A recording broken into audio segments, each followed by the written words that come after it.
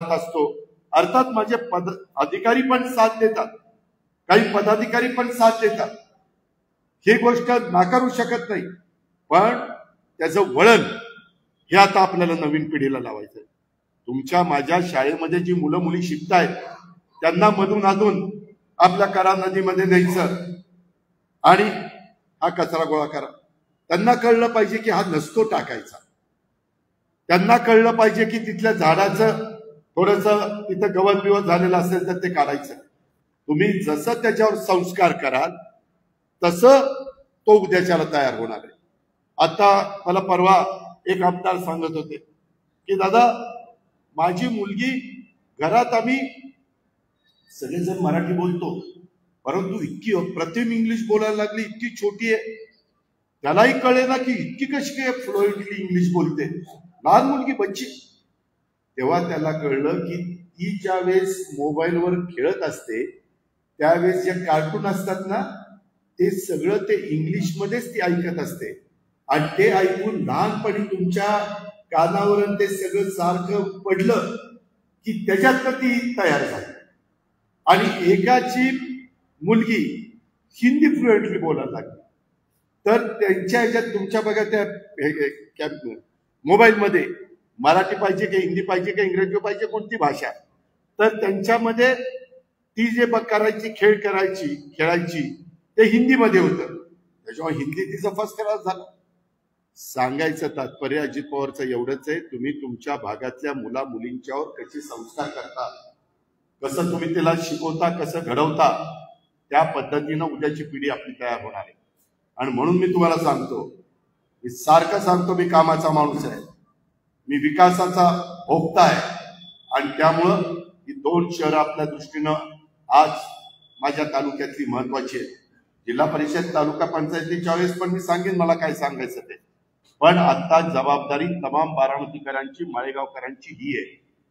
त्यामध्ये काही जण माळेगावच्या बाहेरचे असतील पुरुषोत्तम दादा, काही जण बारामतीच्या बाहेरचे असले तरी तुम्हाला वेगवेगळी पदं ही राष्ट्रवादी काँग्रेसमुळे मिळाली।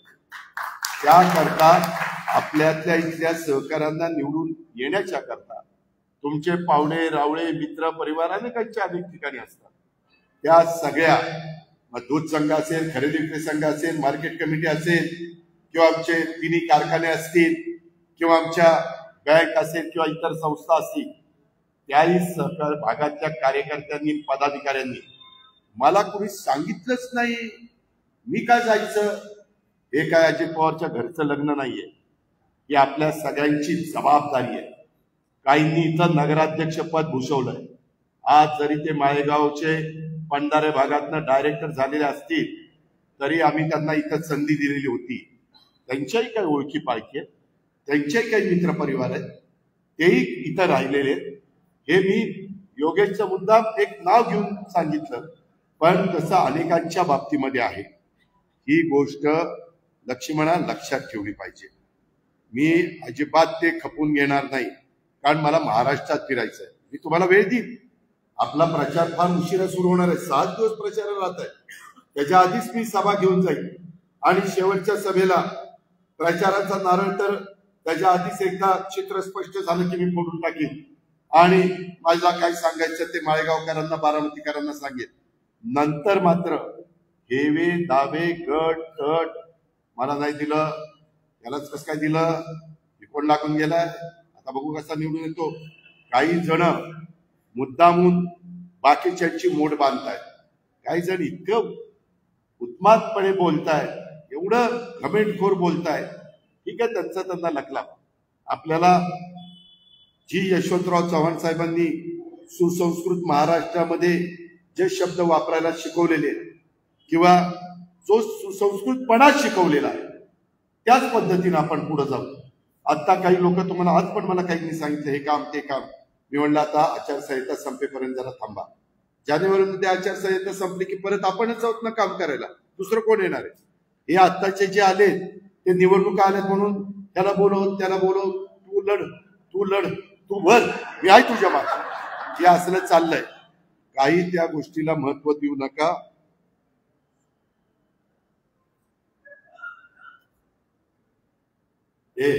आता इथे मला हे खासदार केलं असं झालं, आमदार केलं असं झालं, तुम्ही अवघीच तसं काही सांगू नका. शेवटी सगळे आपलेच मतदार आहेत. हे काय झालं, एका बाजूला आदरणीय पवारचं, एका बाजूला पवार अजित पवार. बारामतीकरांच्या पुढे प्रश्न निर्माण राहणारच ना. का काहींचं प्रेम साहेबांवर नसावं? असलं पाहिजे. माझाही प्रेम आहेच ना, पण मी काही राजकीय भूमिका घेतली त्याच्यामुळं हे इतकं बारीक फार चुकीचं आहे. अरे जरा दिलदारपणा वाढवा, मोठेपणा वाढवा, मनाचा मोठेपणा करा. त्याच्यामध्ये आपण कालपर्यंत एकत्रच होतो ना, एकमेकाला आधारच. मला सुरुवातीला निवडून द्यायला पवार साहेबच कारणीभूत आहे ना. काय वर्ग पटकलो का मी? हे कसं आपल्याला विचारता येईल? आणि त्याच्यामुळं असलं काही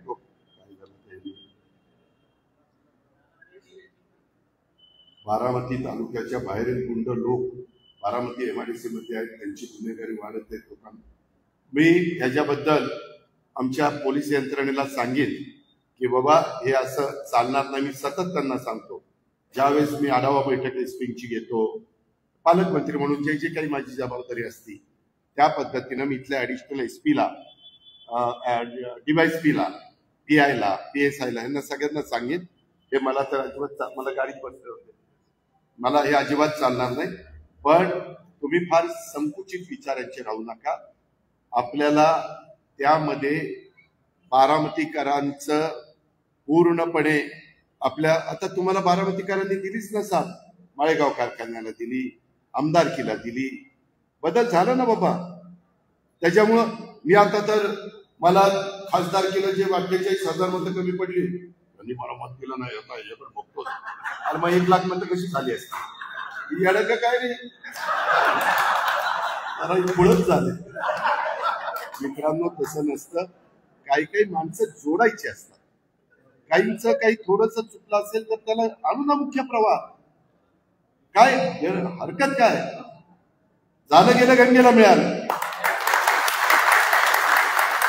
झालं गेलं करेला मिळालं, आणि तिथून सोनगावला निरेला मिळालं, आणि तिथून चंद्रभागेला मिळालं. मित्रांनो या इतक्या आपल्याला खूप अजून पुढे जायचंय रे. त्याच्यातनं फार काही आता त्या गोष्टीचा विचार करू नका. ह्यामध्ये 41च्या 41 बारामतीचे उमेदवार, 42 नगराध्यक्ष धरून 42 हे कसे निवडून येतील, आणि 18 नगरपंचायतीचे कसे येतील हे आपण बघू ना. त्यामध्ये त्यांनाही तुम्ही सांगा की बारामतीला जाताना बघताय तसं आपल्याला टप्प्याटप्प्याने जायचंय, आणि आपली तेवढी धमक आहे ना, आपण जे बोलतो ते करतो. आपल्या मनगटामध्ये तेवढी जोर आहे, तेवढी ताकद आहे, ते करायची हिंमत आहे. आपल्या अनेक ओळखी CSRच्या निमित्तानं झालेल्या आहेत. त्या उद्योगपतींना पण आपण सांगू शकतो. मी आता काही काही ठिकाणी CSRचा निधी आणलेला आहे. त्यामुळे ती काळजी तुम्ही करू नका. तुम्ही फक्त तुमच्याकडनं चूक होऊन देऊ नका. एक तिकडे देतोय, एक नाही ना, अर्ध नाही, पाव देखील नाही. सगळं ते आपल्या प्रभागातल्या किंवा त्या वॉर्डातल्या महिलेला किंवा पुरुषाला हे घड्याळ फक्त बघायचं, तिथं बटन दाबायचं. कारण तुम्ही जेवढं इथं एकतर्फी विजय मिळवून द्या माळेगावला बारामतीला, तेवढं मला मान माझी जिल्ह्यामध्ये वाढणार. जिल्ह्यामधलं जेवढे माझे विचाराचे लोक निवडून देतील ती ताकद मला राज्यात मिळणार. हे गणित आहे, साधं सूत्र. त्याच्यामुळं आपण या गोष्टीचा अजिबात विचार त्या ठिकाणी करू नका. आपण हे करताना श्रद्धेला पण तेवढंच महत्व दिलं. सगळ्या जाती धर्माच्या महत्वाची ठिकाणी अजून काही स्मशानभूमी, दफनभूमी राहिलेली असेल तर ते पण आपण करू ना. काही ठिकाणी अजून काही सुधारणा करायच्या असतील तर त्या करू. कारण जो काम करतो तोच सुधारणा करू शकतो, जो कामच करू शकत नाही तो काय करणार आहे. आणि म्हणून ह्या सगळ्या गोष्टीच्या संदर्भामध्ये माझी तुम्हाला सगळ्यांना विनंती आहे, माझ्या माळेगाव आणि बारामतीला पण, आपल्याला माळेगावला सुद्धा एक रोड मॉडेल नगरपंचायत कशी असू शकते, ही आपण जसं बारामती नगरपालिका रोड मॉडेलच्या निमित्तानं चाललेलो आहे महाराष्ट्रात, तशा पद्धतीनं नगरपंचायतीमध्ये महाराष्ट्रात माळेगाव नगरपंचायतीचा चेहरामोहरा आपल्याला बदलायचा आहे. त्याकरता देखील आपल्याला सर्वांना मिळून माळेगाव आधुनिक, स्वच्छ आणि सुंदर अशा प्रकारचं शहर बनवायचं. आपल्याला माहिती आहे की आता पुढचं रोड मॉडेल नगरपंचायत कोणती करायची, आणि माझं स्पष्ट मत आहे, आता काही झालं तरी माळेगावकरांच्या मदतीनं, आपल्या सगळ्या कार्यकर्त्यांच्या मदतीनं, आपल्या नागरिकांच्या मदतीनं आपण माळेगावला उद्याच्या 5 वर्षामध्ये रोड मॉडेल नगरपंचायतच बनवायचं. आपल्याकडं सगळं संसाधन आहे, माणसं आहेत, सर्वात महत्वाचं म्हणजे आपल्याकडे इच्छाशक्ती आहे. मित्रांनो, कोणतंही काम करत असताना इच्छाशक्ती फार महत्वाची असते, आणि त्याच्यातून आपल्याला फक्त एकत्र राहायचंय, राजकारण बाजूला ठेवायचंय आणि विकासाचं राजकारण करायचंय. मला मागच्या 9 वर्षापूर्वी किंवा 10 वर्षापूर्वी काही प्रभागामध्ये काही दुसऱ्या एका व्यक्तीला तिथं निवडून आणलं, ते आज मला भेटायला आले होते. ते म्हणले, दादा आम्ही तुमच्याकडे उमेदवारी मागतो, तुम्ही ज्या पद्धतीनं बाबूजी नाईक वाडा आणि तो सगळा परिसर दशक्रिया विधी आणि ते सगळं काम चाललंय, ते बघितल्यानंतर आम्हालाच मन खायला लागलं की आम्ही का दादाला विरोध करायचा, आणि ती सगळी आपल्याकडे आली. म्हणजे कामं चांगली केली तर लोकांचं कसं मतपरिवर्तन होतं. मला अनेकांनी सांगितलं की दादा, डॉक्टर बाबासाहेब आंबेडकर भवन नाही, वसाहत तुम्ही बांधली, तशी अजून काही ठिकाणी बांधा. जरूर आपण बांधणार. त्याकरता आता पंतप्रधान आवास योजनेचे पण चांगल्या स्कीम आहेत, राज्य सरकारच्या पण चांगल्या स्कीम आहेत. काही बाबतीमध्ये मी केंद्राकडनं पण त्याचा निधी आणण्याचा करता प्रयत्न करेन. वरिष्ठांच्या पर्यंत पंतप्रधान असतील, अमित शाह साहेब असतील, नितीन गडकरी साहेब असतील, शिवराज सिंग चौहान साहेब असतील, रेल्वे मंत्री वैष्णवी साहेब असतील, सगळ्यांना भेटेल आणि त्या प्रकारे आली. तीच गोष्ट बारामती माळेगाव. आता आपलं तुम्हाला कळलं पण नाही, मी रेल्वे स्टेशन कधी चांगलं केलं. कधीतरी जाऊन बघा रेल्वे स्टेशन काय झालं, 1 नंबर झालंय. तसं मतदान पण लोहार समाजाने 1 नंबर करायचं. तर सतीश खोडेचा चेहरा पण नगराध्यक्षाचा चेहरा चांगला चेहरा. तुझी बायको भेटली आज मला, सांगत होती सतीश सासू, सतीश तसं, सतीश सारखा झोपेत पण भाव चढतो, दादा दादा दादाच करतो. आता काय म्हणलं, मी त्याला सांगतो आता इथून पुढे बायकोचं नाव घेऊ. सतीश, मला तुम्ही कार्यकर्ते सांगताना मला बरेच जण सांगतात, दादा योग्य द्या. आता मी काय अयोग्य देणार? मला कळत नाही का रे, मी 35 वर्ष घासली नाही तर का असं तसं इथं उभा आहे का? फार केस न केस गेले नाही. मित्रांनो, त्याच्यामुळं तुम्ही काळजी करू नका. आपल्याला सगळ्यांना घराघरात जाऊन लोकांच्या पर्यंत पोचवायचंय, आपलं काम पोचवायचंय, आपला विचार पोचवायचा आहे, आपली कामाची पद्धत पोचवायची आहे, आणि त्यामध्ये अतिशय चांगल्या पद्धतीनं आपल्याला माळेगावचा विकास आणि बारामतीकरांचा विकास हा त्या ठिकाणी साधायचा. त्याकरता आज मी आवर्जून हे मेळावा घेतलेला आहे. मी पुन्हा सांगतो, मी महाराष्ट्रात फिरत असताना सतत सांगतो, मी काही झालं तरी शिवशाहू फुले आंबेडकरांची विचारधारा कदापि पण सोडणार नाही.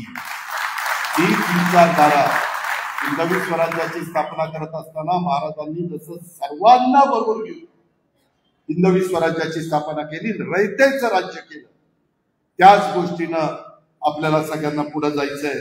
आणि त्याच्यातून आपण सगळ्यांनी सर्व जाती, धर्म, पंथ, प्रांत, भाषा, नागरिकांना सोबत घेऊन आपल्याला विकासाच्या वाटेवर चालत राहायचंय.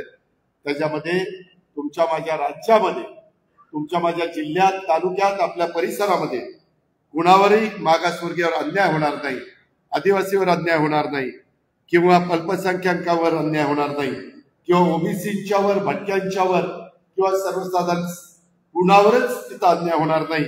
आणि त्यांना अतिशय चांगल्या पद्धतीनं त्यांचा समाजामध्ये महिलांचा मान ठेवला जाईल, सन्मान ठेवला जाईल, आदर केला जाईल, त्यांना संरक्षण आणि सुरक्षितता मिळेल, अशा पद्धतीनं आपल्याला सर्वांना कामाला लागायचंय आणि त्यामध्ये माझा राष्ट्रवादी काँग्रेस पक्ष हा कुठं कमी पडता कामा नये.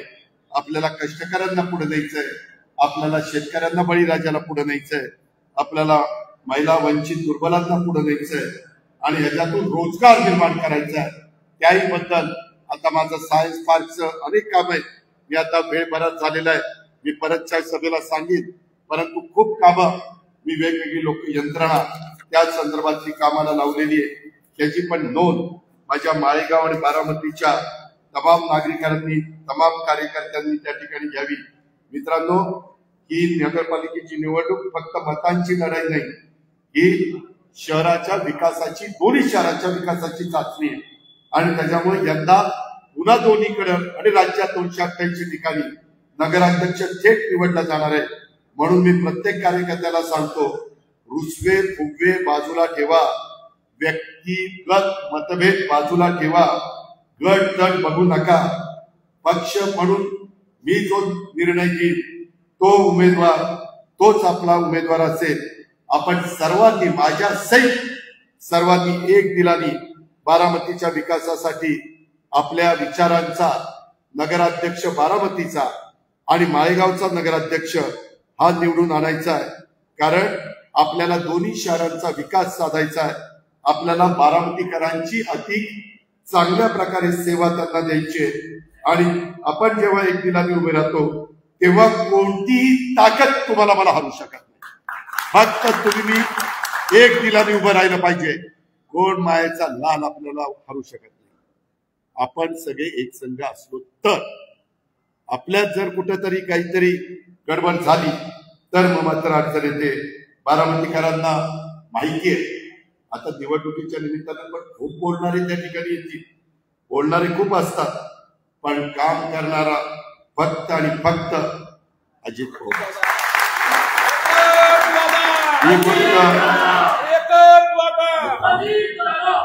ही गोष्ट मी त्याबद्दल माझा मोठेपणा सांगत नाही.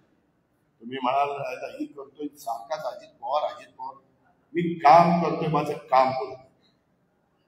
मला काही लोकांनी चुकीच्या गोष्टी करायला लागल्या की मी विचार करतो एवढं काम मी दुसऱ्या कुठल्या तालुक्यात केलं असतं तर लोकांनी डोक्यावर घेतलं असतं. बिनविरोध मी दिलेले उमेदवार केले असते. आपल्याकडे काय होतात, निवडणुका येईपर्यंत आम्ही राबायचं आणि निवडणुकीत कसे छत्र्या उगवतात पावसाळ्यात, तसं काही जण उगवतात आणि लोकशाही पद्धतीने त्यांचं बरोबर आहे, ते चुकीचं नाही. पण तेवढी निवडणूक झाल्यानंतर कधी ती दिसतात बघायला, कधी तुमच्या सुखदुःखात आली, काही विचारपूस केली, कधी काही चांगले विचार बोलले, कधी तोंडात चांगले शब्द काढले. या सगळ्या गोष्टीचा माझ्या व्यापारी बंधूंनी, ही बारामती कष्टकऱ्यांची, व्यापाऱ्यांची, गोरगरिबांची, माझ्या नोकरदारांची, माझ्या शेतकऱ्यांची, छोट्या व्यावसायिकधारकांची, सगळ्या घटकांची ही बारामती आहे. आणि त्याकरता तीच गोष्ट माझ्या माळेगावच्या बाबतीमध्ये देखील आहे.